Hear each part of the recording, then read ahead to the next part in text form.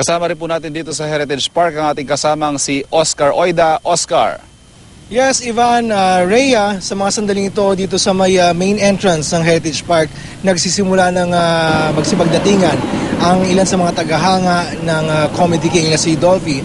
Kung hindi tayo nagkakamali, siguro may mga bandang kulang-kulang 100 itong mga taong nakapila dito sa may labas ng gate. Hindi pa kasama dyan yung ilan sa mga sinamantala rin yung pagkakataon para makapag-ehersisyo at nagja-jogging dito sa paligid ng entrance ng parke. At mamaya raw, pag nagsimula na nga yung public viewing bandang alas 8 ng umaga, ay makikipila na rin sila.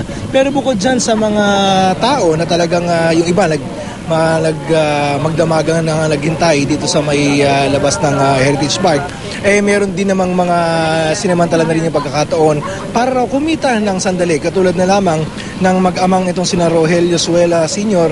at Jr. na talaga maaga pa lang ay nandito na para makapagbenta ng kanilang mga inilalakong mga t-shirt kung saan nakaimprenta ang mukha ng Comedy King. Aminado sila na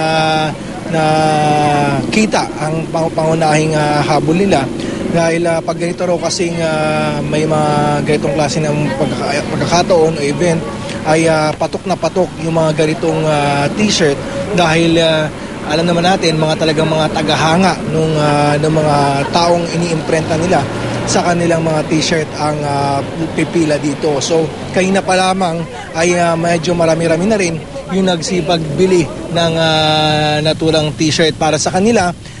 Ito ay bilang pagpakita ng kanilang suporta sa Comedy King. Bagay na hindi na ako nagtataka kung bakit hanggang sa mga oras ito, Ivan, Rhea, ay gising pa yung ilan sa mga kamag-anak, mga anak ng Comedy King katulad nila Ronnie Quezon at ni Eric Quezon.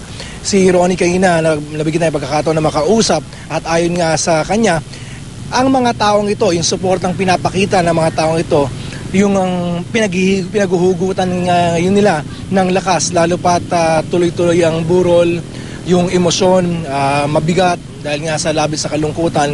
Pero pag nakikita raw nila itong suportang pinapakita ng taong bayan sa kanilang ama, ay nakakakuha sila ng iba yung lakas. Ivan, Rhea?